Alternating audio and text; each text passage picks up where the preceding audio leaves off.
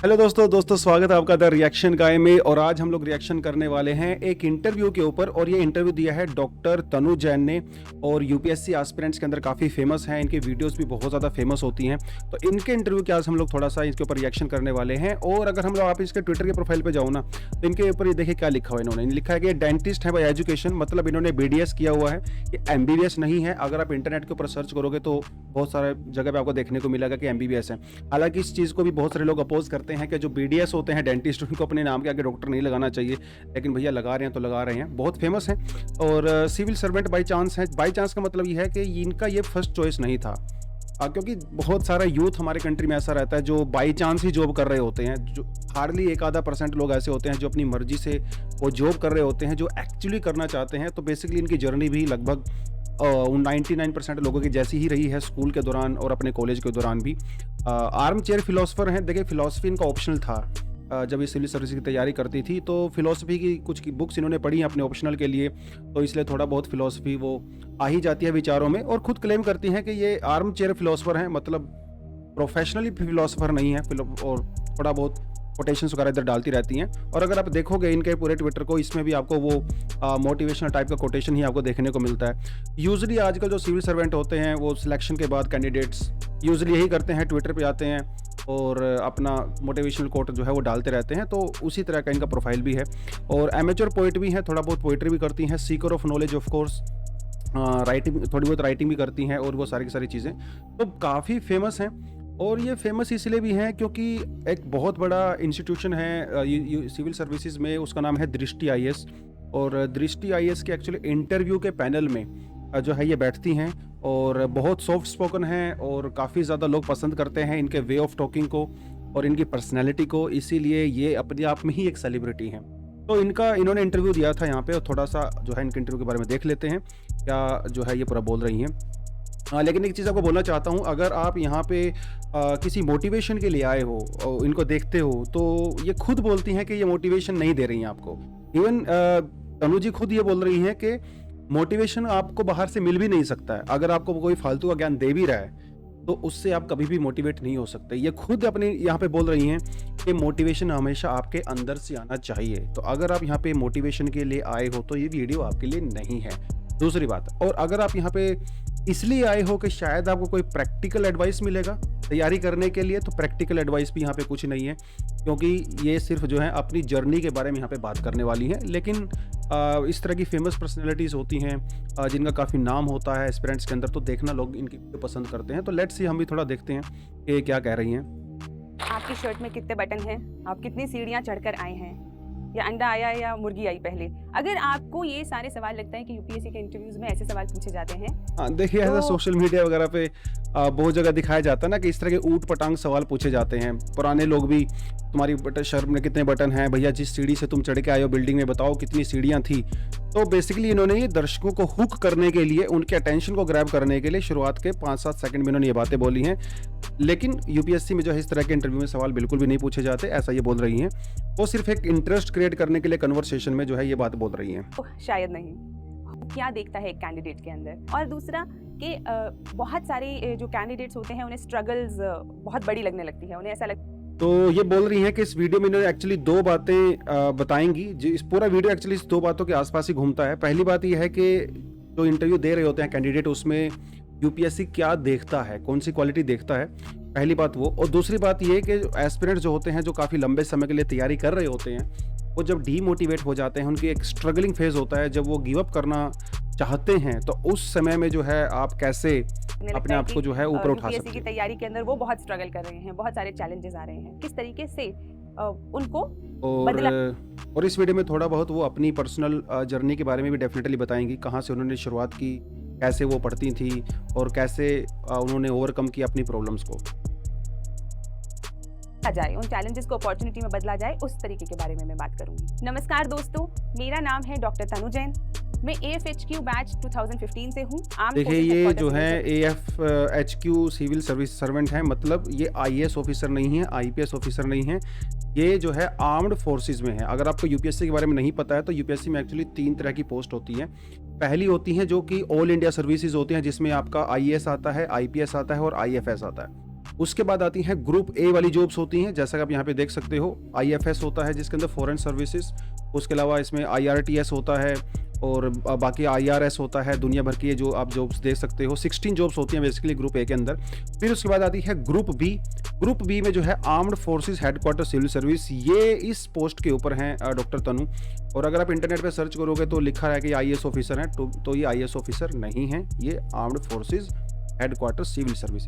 और इस समय एक्चुअली डीआरडीओ के ऑफिस के अंदर ये काम कर रही हैं। तो मेरी कहानी शुरू होती है जब दिल्ली 6 के सदर बाजार के इलाके, बहुत ही भीड़ भाड़ वाले इलाके के अंदर मेरा जन्म होता है, एक जैन मिडिल क्लास फैमिली में। बहुत बढ़िया। और वहाँ पर तो बेसिकली ये अभी शुरुआत में अपनी पर्सनल लाइफ के बारे में, अपने बचपन के बारे में, अपनी एजुकेशन के बारे में बात करने वाली हैं कि मिडिल क्लास फैमिली में इनका जन्म हुआ। और इनको ये खुद बोलती हैं कि शुरुआत में इनको सिविल सर्विसेज के बारे में कुछ भी नहीं पता था, क्या होता है, कैसे होता है। और ज़्यादातर इनका जो टाइम था वो खेल कूद में ही जाता था और पढ़ाई पे बहुत ज़्यादा ब्राइट नहीं थी, ऐसा ये खुद बोल रही हैं अपने स्कूल के अंदर। और ये बोल रही हैं कि एक्चुअली 12th स्टैंडर्ड के बाद बेसिकली इनको जो है थोड़ा सा पढ़ाई में इंटरेस्ट हुआ था, जैसा। और वैसे तो जनरली उल्टा होता है, बच्चे स्कूल में काफ़ी इंटेलिजेंट होते हैं 10वीं 12वीं तक, स्कूल जैसे ही वो कॉलेज में जाते हैं तो उनका इंटरेस्ट गायब हो जाता है। लेकिन इनके केस में उल्टा हुआ, शुरुआत में बहुत ब्राइट नहीं थी स्कूल में, लेकिन उसके बाद जो है ये थोड़ा जीवन को लेके, अपने एम्स को लेके थोड़ा सा सीरियस हुई, जैसा कि खुद बोल रही हैं। फिर शुरुआत होती है मेरी यूपीएससी की जर्नी की। इंटर्नशिप के अंदर मुझे पहली बार ये पता चला कि ऐसा कोई एग्जाम होता है जिससे हम, तो बेसिकली जब बीडीएस कर रही थी उसके लास्ट ईयर में इंटर्नशिप होता है। इंटर्नशिप के दौरान इनको पता चला कि अरे इस तरह का कोई एग्ज़ाम होता है जिसमें आप जो है आईएएस आईपीएस बन सकते हैं। तब इन्हें थोड़ा बहुत इंटरनेट वगैरह पे सर्च किया कि कैसे होता है, कैसे एग्ज़ाम कंडक्ट होता है, किस तरह से तैयारी करनी रहती है, वो सारा कुछ था कि एक अधिकारी करता क्या है, एक आईएएस ऑफिसर या एक आईपीएस ऑफिसर, एक एएफएचक्यू ऑफिसर क्या करता है। तो इनको कुछ भी नहीं पता था सिविल सर्विसेज के बारे में कि ऑफिसर्स कैसे सिलेक्ट होते हैं, उनका काम क्या होता है, कैसे वो करते हैं। बेसिकली वही एक नॉर्मल जो स्टूडेंट की लाइफ होती है, वो कॉलेज में जाते हैं, पढ़ाई करते हैं, अपना कोर्स पूरा करते हैं, उस तरह की इनकी जर्नी रही है। और शायद इनकी बात से ऐसा लगता है कि शायद उस समय न्यूज़पेपर वगैरह भी नहीं पढ़ती होंगी, न्यूज़ वगैरह भी नहीं सुनती होंगी, क्योंकि अगर आप बेसिकली न्यूज़पेपर वगैरह पढ़ते हो तो आपको इस तरह की चीज़ों का आइडिया हो जाता है। तो एक नॉर्मल स्टूडेंट का इनका लाइफ रहा है बेसिकली। और इंटर्नशिप के बाद फिर इनको थोड़ा पता चला, थोड़ा कुछ फ्रेंड्स के द्वारा या कहीं से पता चला होगा, लेकिन समाज उन्हें बड़ा समझदार समझता है। तो वहाँ से मेरी एक अट्रैक्शन की इस जर्नी की शुरुआत होती है। तो वही है ना कि अगर आपने सिर्फ डेंटिस्ट हो आप और आपने कोई दुकान खोल रखी है अपनी, कहीं पे आपने छोटा मोटा क्लिनिक खोल रखा है, तो ज़्यादा लोग आपको नहीं पहचानते हैं। लेकिन जो अधिकारी होते हैं, जो ऑफिसर्स होते हैं, समाज में उनकी इज्जत होती है, एक रुतबा होता है, उसको देख के ये जो है काफ़ी मोटिवेट हुई कि मैं भी जो है इस तरह का कुछ करना चाहती हूँ। और वहाँ से फिर इनको मन में जो है थोड़ा सा उसके बारे में तैयारी करने के तो बारे जब में मुझे पहली बार पता चला कि सिविल सर्विसेज का एग्ज़ाम देना है, मेरे पास कोई गाइडेंस नहीं थी, फैमिली के अंदर किसी ने दिया नहीं हुआ था। तो मैंने अपनी मदर से कहा कि मम्मी ये एक एग्ज़ाम होता है और मेरी इच्छा है कि मैं इसे दूँ। तो जैसा कि हम हमेशा करते थे मेडिकल के समय में भी, तो कोई बैकग्राउंड था नहीं, फैमिली में कोई गाइडेंस थी नहीं, थोड़ा बहुत इंटरनेट सर्च किया होगा, फिर अपनी मम्मी को बताया कि इस तरह का कोई एग्ज़ाम होता है, मुझे तैयारी करनी है। और फिर इन्होंने बताया कि दिल्ली में एक सदर बाज़ार में जो है एक ठंडी सड़क नाम की जगह है जहाँ पे पुरानी किताबें मिलती हैं। अगर आप कभी वहाँ पे नहीं गए हो तो आपको ज़रूर जाना चाहिए। अगर आप पुरानी बुक्स, अगर बुक्स के शौकीन हो और बहुत महंगी बुक्स नहीं खरीदना चाहते हो, हर सब्जेक्ट के ऊपर आपको वहाँ पे जाके बुक्स मिलेंगी। तो अपनी मदर के साथ वहाँ पे गई। लेकिन मुझे थोड़ा सा यहाँ पे अजीब लग रहा है, क्योंकि आप दिल्ली में रहते हो, आपने इंटरनेट वगैरह सर्च किया होगा तो आपको पता होगा कि ओल्ड राजेंद्र नगर है या मुखर्जी नगर है, जहाँ पे मोस्टली कोचिंग्स हैं और बुक्स वगैरह वहाँ पर आपको ईजिली अवेलेबल हो जाती हैं। तो फिर भी ये सदर बाज़ार गई, तो शायद इनके पास उस पॉइंट पर भी बहुत जानकारी नहीं थी इस एग्ज़ाम के बारे में।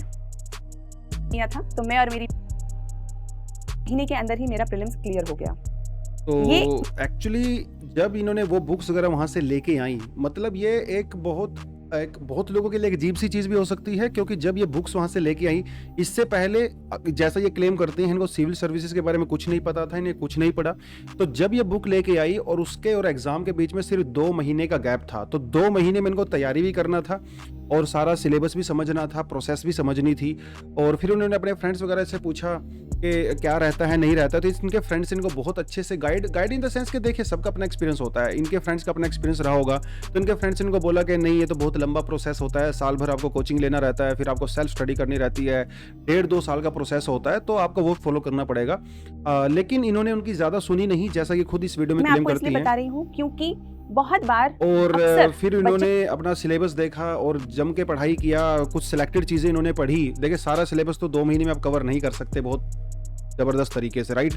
तो कुछ सिलेक्टिव पढ़ाई इन्होंने किया होगा, जैसा खुद बताती हैं कि बेसिक्स इन्होंने कवर किए। बेसिक मतलब एनसीईआरटीज़ वगैरह कुछ बेसिक बुक्स हैं वो इन्होंने कवर की, और उसके बेसिस पे इन्होंने करंट अफेयर वगैरह कवर किया। कोई टेस्ट सीरीज़ वगैरह इन्होंने ऐसा नहीं लगाई जैसे खुद क्लेम करती हैं।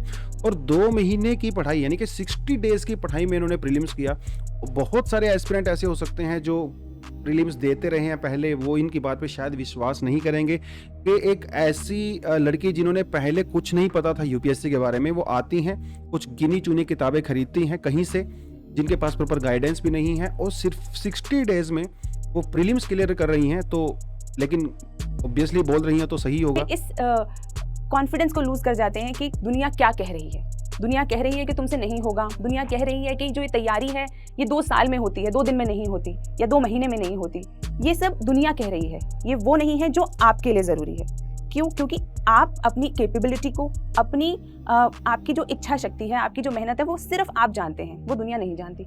तो अगर आप किसी भी तरीके से ये विश्वास करके उनके हिसाब से अपनी तैयारी को चालू रखेंगे तो कहीं ना कहीं फ़र्क आ जाएगा। तो इसीलिए अच्छा है कि आप अपने आप पे विश्वास करके इस तैयारी को जारी रखें। तो मैंने जब 2 महीने में प्रीलिम्स क्रैक किया तो उस वक्त शायद मुझ में थोड़ा कॉन्फिडेंस बढ़ गया कि हाँ, मैं ये एग्ज़ाम निकाल सकती हूँ, मैं ये एग्ज़ाम को क्रैक कर सकती हूँ। लोग अक्सर पूछते हैं कि आपने उन 2 महीने तो बेसिकली ये वही कह रही हैं कि अगर आपके फ्रेंड्स हैं, कोई बाहर के लोग अगर आपको ऐसा बोलते हैं कि आप ये करिए वो करिए, तो उस पर ज़्यादा भरोसा मत करिए। आप अपने ऊपर विश्वास रखिए, अपने सोर्सेज के ऊपर भरोसा रखिए कि आप ये कर सकते हैं, तो ये कर सकते हैं, क्योंकि इन्होंने खुद वो 2 महीने के अंदर किया है। अब सवाल ये उठता है कि इन्होंने इस 2 महीने के अंदर क्या पढ़ाई की है, तो उसके बारे में बात कर रही हैं। तो मैं कहती हूँ कि मैंने सिर्फ बेसिक बुक्स सबसे पहले ख़त्म करी।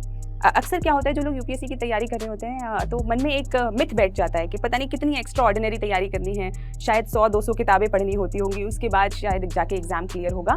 लेकिन मेरा खुद का एक्सपीरियंस रहा है, मैंने जितनी बार प्रीलिम्स दिया, क्लियर किया, मैंने 4 इंटरव्यूज़ दिए, तो कि आप अगर बेसिक तैयारी सबसे पहले कर लें और उसके बाद प्रैक्टिस करें, इतनी तैयारी भर से लगभग काम हो जाता है। लेकिन क्योंकि सच में देखिए फिर वही बात बोल रही हैं कि आपके बेसिक्स बहुत स्ट्रॉन्ग होने चाहिए। इन्होंने 2 महीने में यही किया, इवन 2 महीने में नहीं, उसके बाद भी जितनी बार इन्होंने इंटरव्यू दिया, उन्होंने सिर्फ अपने बेसिक्स के ऊपर बहुत ज़्यादा फोकस किया और बहुत ज़्यादा बुक्स पढ़ने की कोशिश नहीं करी।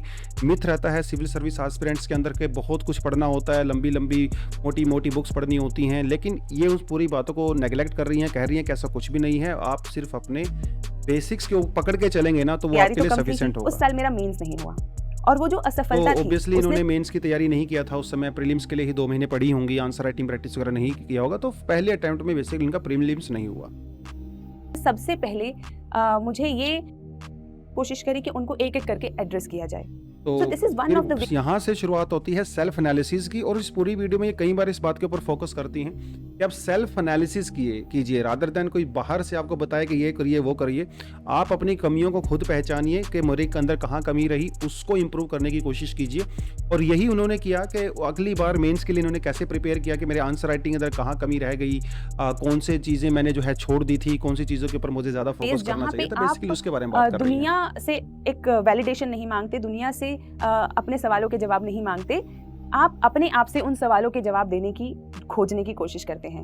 And this is what I always tell aspirants also कि जब भी आपको ऐसा लगे कि मेरी तैयारी बहुत अच्छी नहीं जा रही, तो मैं किससे पूछूंगा कि मेरे को क्या करना चाहिए, क्या मुझे और पढ़ना चाहिए या मुझे और टेस्ट पेपर करने चाहिए।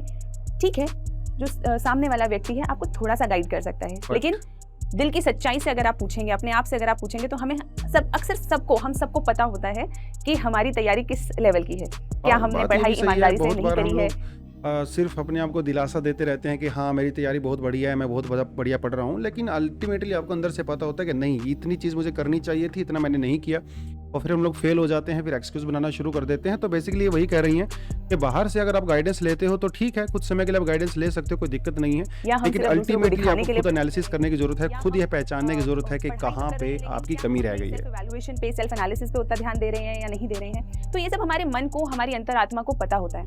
तो जहाँ सबसे पहला जो सवाल होने चाहिए आपके, वो आपकी अपने आप से होने चाहिए, और वहीं से आपको जो चैलेंजेस नज़र आएँ उन्हें आप एड्रेस करें। तो जब मैंने अपने चैलेंजेस, आंसर राइटिंग के चैलेंजेस को ओवरकम किया, तो बिल्कुल ओवरकम करते ही मेरा मेंस क्लियर भी हो गया। नेक्स्ट अटेम्प्ट के अंदर प्रीलिम्स क्लियर हुआ, फिर मेंस क्लियर हुआ।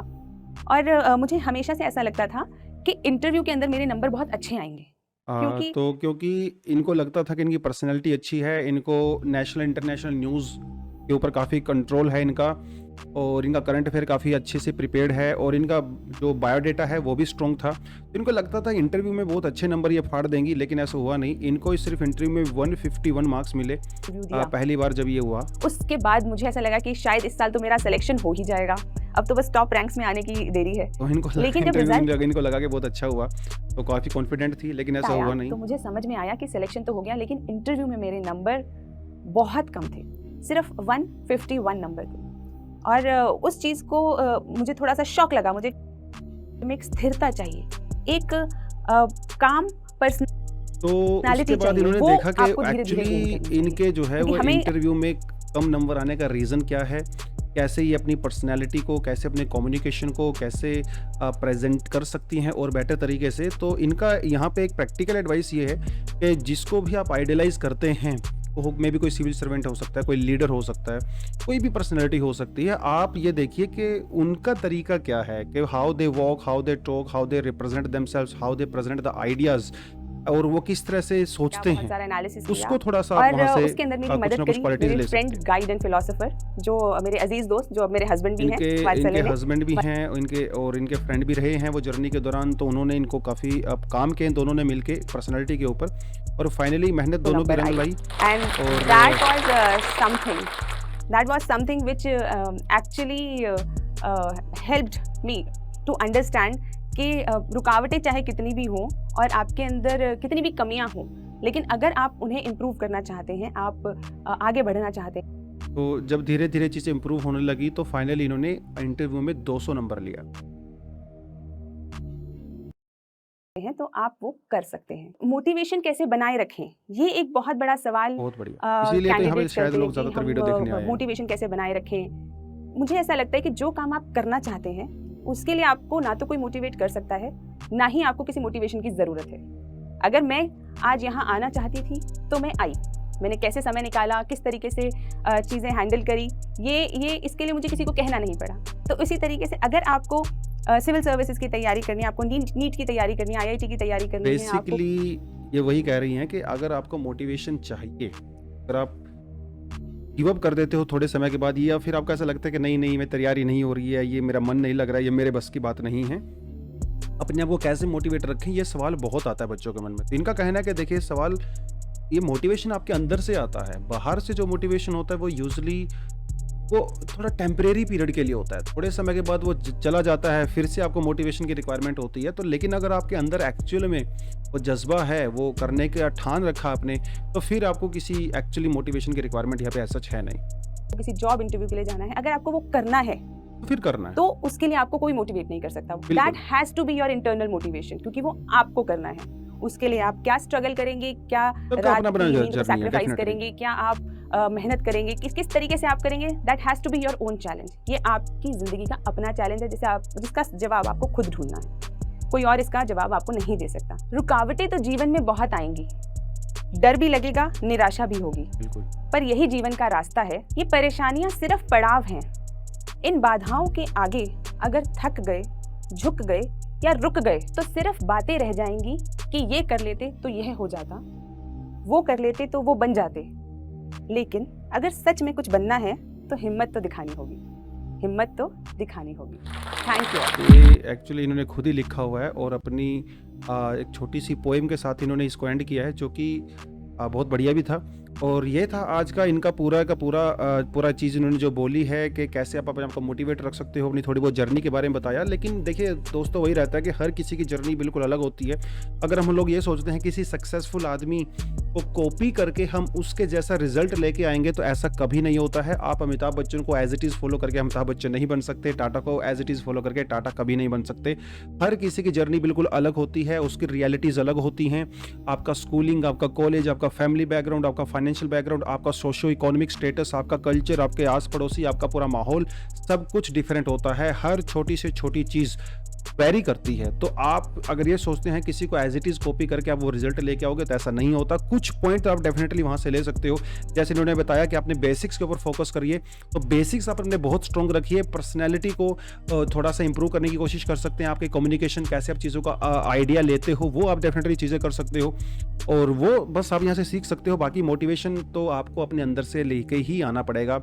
बाहर से आप जो है कोई ऐसा मोटिवेशन नहीं लेके आ सकते। तो दोस्तों, आज के साथ इस रिएक्शन को ही खत्म करते हैं। अगली बार हम लोग किसी और वीडियो के ऊपर रिएक्शन लेके आएंगे। तब तक जय हिंद।